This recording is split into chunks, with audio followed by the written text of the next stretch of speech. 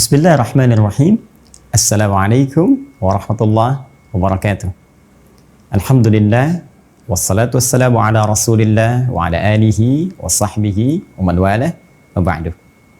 Pemirsa, dimanapun Anda berada, berjumpa kembali dalam edisi Aku Suka pada hari yang ke-7 di bulan Ramadan ini tahun 1441 Hijrah. Kita bermohon pada Allah Subhanahu wa taala semoga seluruh ibadah kita dari sejak awal puasa di hari Jumat yang baik itu sampai dengan saat ini berkenan diterima oleh Allah Subhanahu wa taala dengan penerimaan terbaik. Kita juga mendoakan semoga saudara-saudari kita yang diuji dengan penyakit segera disembuhkan, wabah segera diangkat, dan yang paling utama kita diberikan kekuatan untuk bisa menggali hikmah dari setiap musibah yang Allah ujikan kepada kita semua untuk membangun kedekatan dan ketaatan kita kepada Allah Subhanahu wa taala. Dalam konteks itu, mari kita teruskan kajian dan peluasan wawasan kita terkait dengan amalan-amalan utama yang bisa kita maksimalkan di bulan Ramadan sesuai dengan tuntunan Rasulullah sallallahu alaihi wasallam. Baik, di pertemuan yang lalu kita telah uraikan tentang rahasia penunaian salat malam khusus di bulan Ramadan yang dikenal dengan Qiyam al-Lail. Baik. Yang sifatnya kita sebut dengan nama tarawih, ini sifatnya.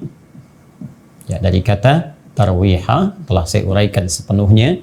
Bagi Anda yang kiranya baru menyimak, kami sangat berharap untuk bisa mengkaji pada kajian yang terdahulu supaya ada ketersambungan dengan materi saat ini. Baik, ada satu persoalan yang seringkali ditanyakan oleh sementara saudara-saudari kita. Kemarin telah saya jelaskan, qiyam adalah nama umum bagi sholat yang ditunaikan dari sejak dimulai waktu malam, yaitu pada waktu Isya. Kalau saya tuliskan di sini, Isya, kan? Yang terbentang sampai menjelang fajar. Ya, kalau saya tuliskan di sini pakai bahasa Arabnya seperti ini, fajar. Di sini al-Isya, misalnya. Baik, fokus baik-baik. Waktu sangat terbentang sampai menjelang fajar. Atau kalau kita ingin batasi supaya tidak mepet dengan fajarnya, maka waktu singkat menjelang fajar disebut dengan sahar. Ya, saharun. Waktu singkat menjelang fajar. Ini kalau kita durasikan kisaran 15 paling maksimal sampai 30 menit ya sebelum fajar. Waktu yang dari ba'da Isya sampai ke sahar ini kalau kita ambil batas kehati-hatian, ini yang disebut dengan lail, al-lail. Ya. Jika Anda ingin tunaikan salat di jenjang waktu ini, kita telah sepakati dari kalimat Nabi di hadis Al-Bukhari nomor hadis 37 itu, bahwa kalimatnya berbunyi man qama ramadhana. Sifatnya disebut dengan qiyam. Jika Anda ingin tunaikan qiyam, salat di malam-malam Ramadan, ya, di malam-malam Ramadan, bahasa Arabnya malam itu lail, maka waktunya sangat terbentang dari ba'da Isya sampai menjelang fajar. Ya, dengan batas ini untuk kehati-hatian ke fajar. Sampai Anda bisa tunaikan witir. Nabi gunakan kata qiyam dengan penggunaan kata dasarnya qoma itu untuk memberikan fleksibilitas. Mungkin ada di antara kita yang terlampau lelah karena bekerja baru pulang, jangan paksakan karena sholat yang ditunaikan dalam keadaan lelah, mengantuk, tak akan maksimal. Sulit untuk membangun rasa kekuatan diri sehingga bisa beristighfar dengan baik di hadapan Allah Subhanahu wa taala. Anda bisa istirahat dulu, Anda bisa tidur sejenak misalnya, ya. Lalu Anda tunaikan setelah tidur, Anda bangun misalnya menjelang waktu-waktu kesahar, taruhlah Anda bangun jam 2.30, ya, kan mustahil dari bangun langsung sholat. Ya, orang bangun kan nggak ada orang bangun langsung sholat. Pasti orang bangun, duduk sejenak, kan? Kemudian dia berwudu dulu, sebelumnya bersih-bersih, baru menunaikan sholat. Mungkin sholat dimulai sekitar jam 3, saya kira akan sangat cukup mungkin, ya setengah jam, ataupun 1 jam sampai ke jam 4 menjelang fajar tiba. Nah, jika Anda tunaikan setelah tidur dulu, maka keadaan sholatnya disebut dengan tahajud namanya. Ya kan? Tahajud. Nah, ini namanya. Dari kata hajada, akar kata utamanya ditambah tak di depannya, ditasydidkan huruf sebelum akhirnya. Tahajud. Ya, berarti memiliki makna beraktivitas setelah tidur terlebih dahulu. Namanya ini. Hanya dalam skala waktunya masih dalam konteks waktu qiyam. Hanya ditunaikan setelah tidur terlebih dahulu. Sifat penunaian sholatnya tetap menggunakan sifat tarawih. Jadi ini disebut dengan tarawih. Kan? Nah, sekarang soalannya muncul, Ustadz, kalau saya tunaikan ya qiyam ini sebelum saya tidur ba'da isya, saya ingin langsung setelah sholat sunnah ba'da isya, saya tunaikan qiyam Ramadannya. Ya, kerjakan, tunaikan, sempurna, ditutup dengan witir kemudian. Lalu saya tidur. Maka pertanyaannya, kalau saya bangun sebelum waktu sahar ini, ya kita contohkan fajarnya 4.35 misalnya, ya, maka mengambil waktu saharnya kurang lebih jam 4:05, ya kan? Nah, 04:05, baik waktu Indonesia bagian barat atau disesuaikan dengan waktu yang lainnya.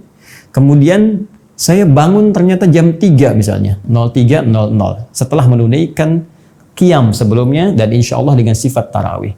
Apakah boleh saya kemudian menunaikan tahajud lagi di malam ini? Ya, bolehkah kemudian menunaikan tahajud setelah saya menunaikan qiyam sebelum tidur? Jawabannya sangat singkat, padat, boleh. Silahkan.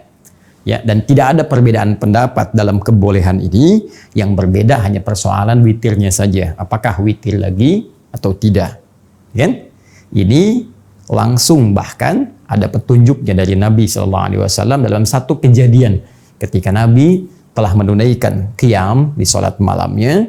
Kemudian beliau istirahat sejenak. Setelah beliau selesai witir, diduga fajar tiba, tapi ternyata setelah dicek fajar belum tiba. Maka beliau tunaikan lagi sholat 2 rakaat. Setelah tuntas 2 rakaat itu ternyata azan kemudian. Ya, azan subuh. Allahu Akbar, Allahu Akbar. Ini situasi di luar Ramadan, bukan saat Ramadan. Baik, ketika beliau menunaikan ini, tiba kemudian azan.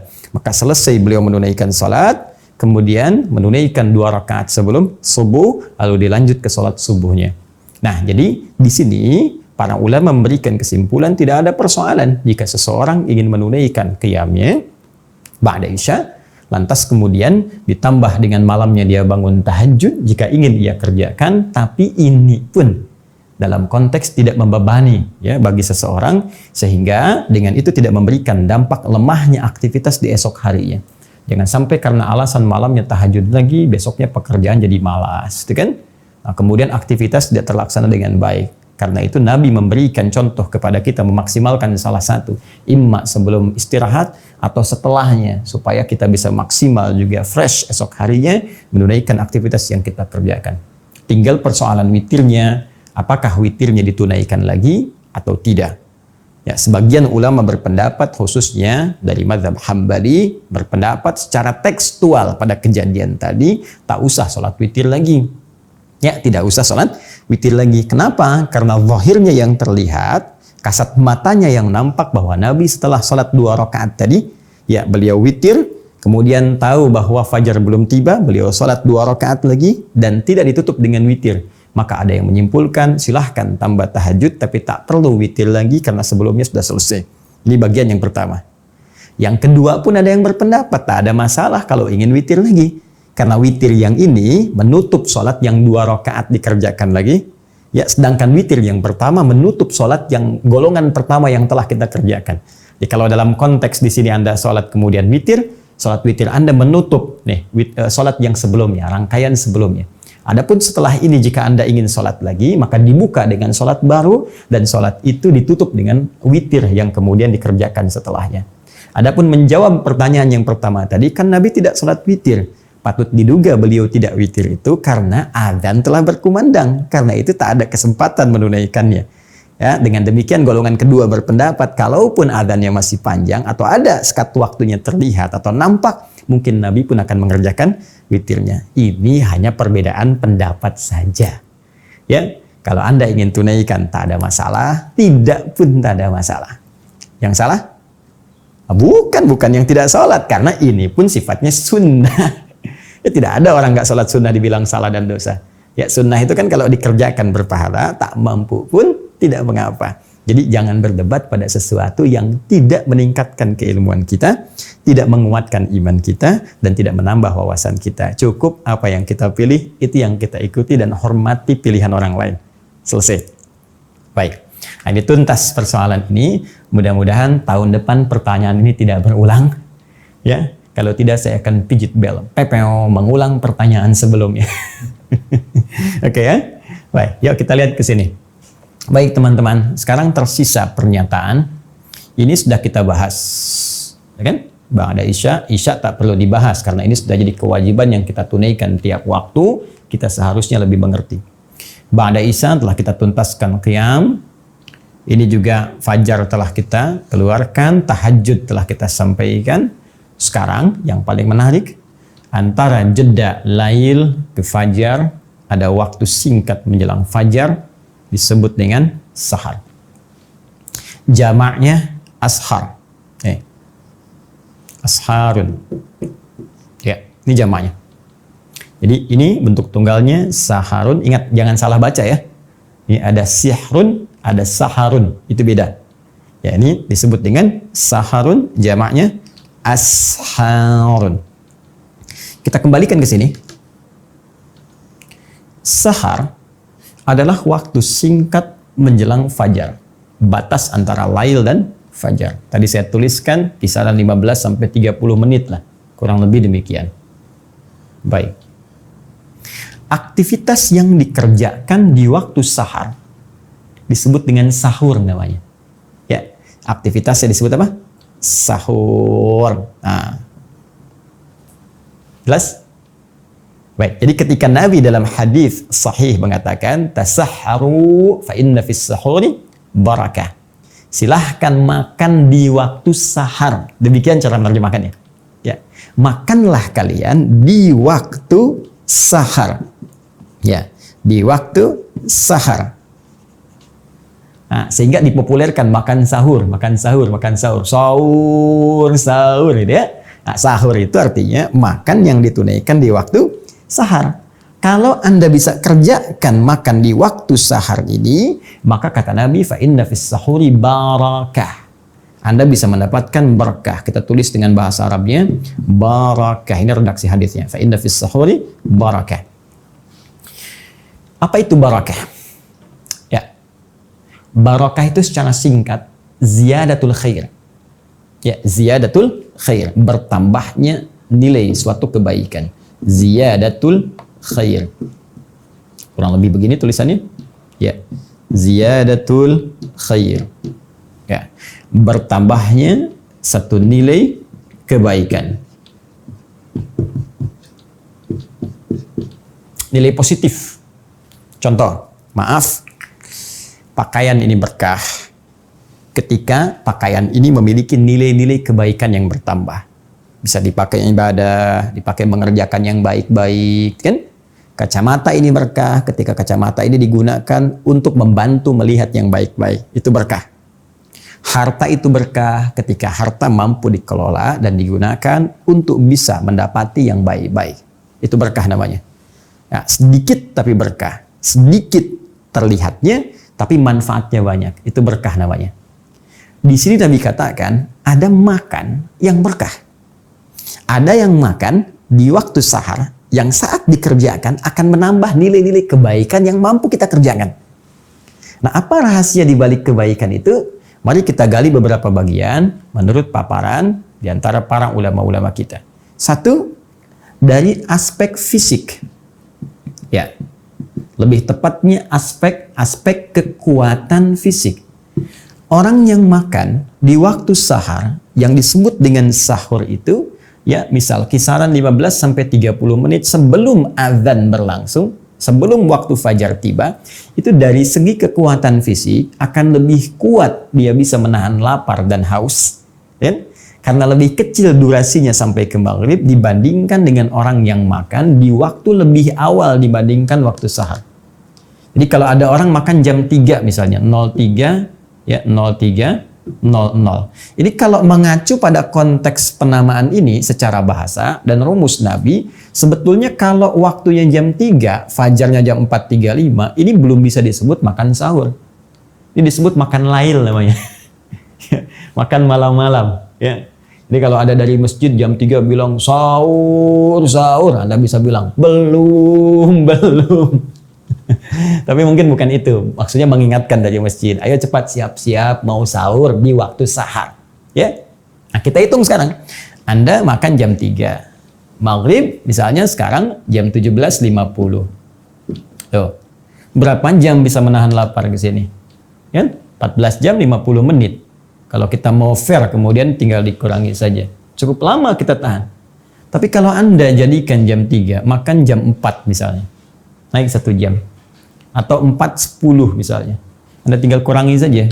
Maka durasi untuk menahan lapar itu dan durasi untuk mengumpulkan tenaga dalam tubuh kita itu semakin pendek waktunya berbanding dengan terbalik semakin kuat tenaga kita karena aktivitas yang kita tempuh disuplai dengan tenaga yang cukup dengan waktu yang cukup singkat dibanding sebelumnya.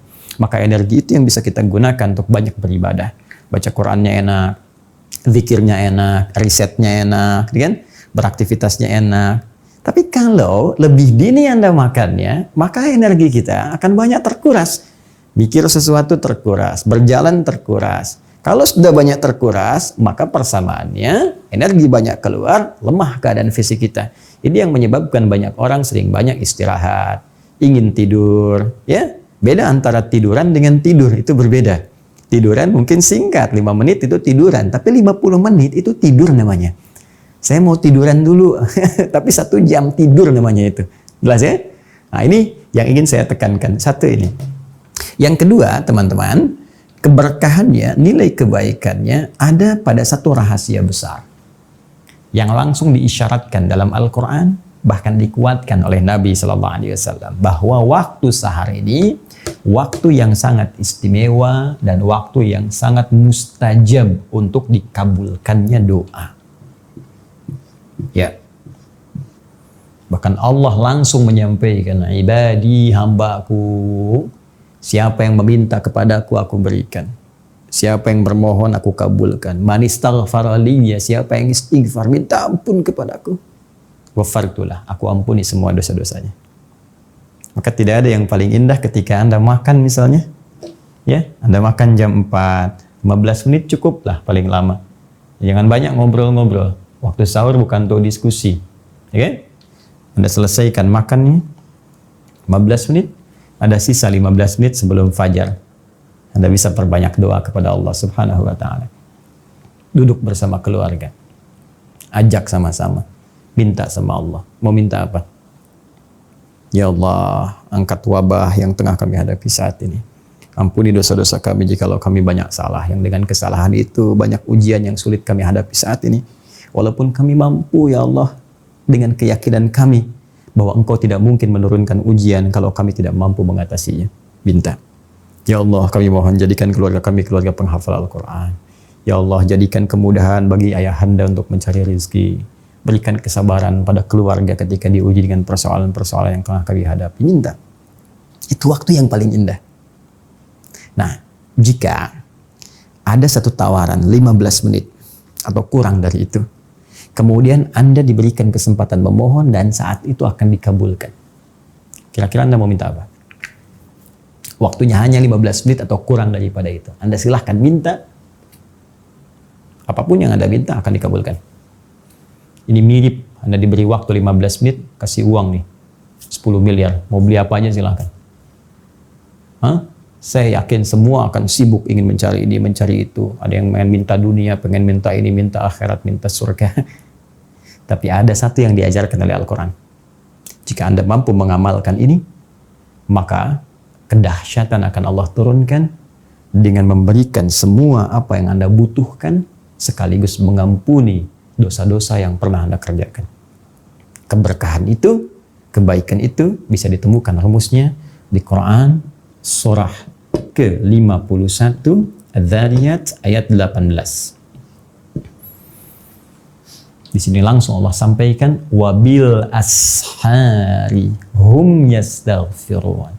Wabil ashari, dan saat tiba waktu-waktu sahar itu. Ashar tadi saya sampaikan jamak dari kata sahar. Kenapa Allah ingin sebutkan ashar? Seakan-akan Allah ingin berikan kesempatan, kalau sahar hari ini nggak dapat, besok dapat. Besok nggak dapat, besoknya lagi dapat. Demikian saya bentangkan, kata Allah, banyak setiap hari sebelum datang fajar kesempatan untuk Anda lakukan. Dengan amalan yang Anda kerjakan pada saat itu, anugerah bisa diberikan begitu melimpah. Apa diantaranya? Hum yastaghfirun. Kata Allah, mereka banyak istighfar. Istighfar, istighfar, istighfar. Allahu Akbar. Jadi kalau tadi hadis qudsinya mengatakan mau minta dikabulkan, ya, mau mohon diberikan. Tapi kalau ada istighfar langsung diampuni. Kalau ada 3 pilihan ini disampaikan pada kita, kita mau ambil yang mana? Mau minta, ya kan? Diberikan, mohon dikabulkan, atau kita beristighfar diampuni. Maka rumus cerdasnya kata para ulama, pilih bagian ketiga, minta istighfar. Karena Al-Quran pun mengarahkan kepada bagian ini. Kenapa? Karena orang istighfar itu, kalau sudah istighfar, dosanya diampuni, kosong dari semua dosa, maka mudah tersambung dia kepada Allah Subhanahu wa Ta'ala, sehingga belum minta pun berpotensi dikabulkan oleh Allah Subhanahu wa Ta'ala. Karena itu orang-orang dulu jika punya hajat, keinginan kepada Allah, banyak di antara mereka yang membiasakan istighfar. Astagfirullah, astagfirullah, astagfirullah, astagfirullah. Bahkan pernah saya kisahkan pada Anda, kisah tentang seorang tukang roti yang sering istighfar itu. Anda bisa cek kembali dalam ceramah-ceramah yang pernah saya sampaikan.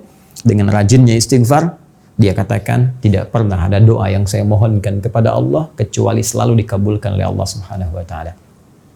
Karena itulah orang ahli istighfar, dosanya cepat diampuni oleh Allah, terjaga dari semua kesalahan dan dosa. Allah menjaganya dengan cara yang baik tentunya. Kemudian yang kedua, ini yang paling menarik, orang rajin istighfar, oleh Allah cepat dikabulkan doa-doanya. Dan yang ketiga, orang rajin istighfar akan disejajarkan oleh Allah dengan orang-orang sabar, orang-orang khusyuk dalam salat, orang-orang rajin infak, dan orang-orang yang jujur dalam kehidupannya, dan mereka ditempatkan dalam surga yang selevel. Itu ditemukan di Quran surah ketiga ayat ke-17. Ya, as-sabirina, dan orang-orang sabar itu. As-sadiqina, orang-orang jujur itu. Ya, kalimatnya perhatikan, as-sabirina, was-sadiqina, wal-qanitina, dan orang-orang yang khusyuk dalam salatnya itu. Wal-munfiqina, dan orang-orang yang rajin infak, dermawan.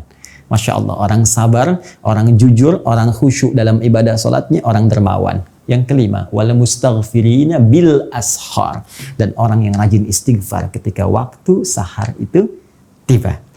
Jika ada tawaran diberikan kepada Anda, bukan sekedar makan, doa dikabulkan, dosa-dosa kemudian diampuni, dijaga oleh Allah. Tapi penjagaan ini bukan maksum. Kalau maksum sifatnya Nabi SAW. Ya, para Nabi maksum, tidak mungkin berbuat salah karena ada penjagaan Allah. Kalau kita diampuni dosa, oleh Allah diarahkan untuk berbuat nilai-nilai kebaikan. Ada penjagaan dari Allah Subhanahu wa Ta'ala, ada malaikat yang ditempatkan oleh Allah untuk mengawasi tindakan kita, membisikkan kalau ada kesalahan-kesalahan mungkin berpotensi kita kerjakan. Dan yang terakhir, dikumpulkan oleh Allah di surga bersama 4 golongan terbaik. Kalau tiap menjelang subuh Allah tawarkan dan belum Anda ambil juga karena sibuk dengan makanan, maka berapa kali sahur lagi mesti Allah tawarkan kepada kita untuk memberikan semua keistimewaan tadi. Sekarang sudah hari yang ke-7, ada peluang besok di yang ke-8, ada peluangnya lagi di yang ke-9, tapi kita tidak mengerti dan tidak mengetahui di hari keberapa kita akan berpulang kepada Allah Subhanahu wa Ta'ala. Karena itu saya memberikan saran bagi saya dan kita semua, kalau ada peluang esok kita bangun, diberikan kesempatan untuk hidup, manfaatkan waktu sehari ini sebagai pemberian dari Allah untuk kebaikan kita dunia dan akhirat. Subhanakallahumma wa bihamdika asyhadu an la ilaha illa anta astaghfiruka wa atubu ilaik wa akhiru da'wana alhamdulillahi rabbil alamin. Assalamualaikum warahmatullahi wabarakatuh.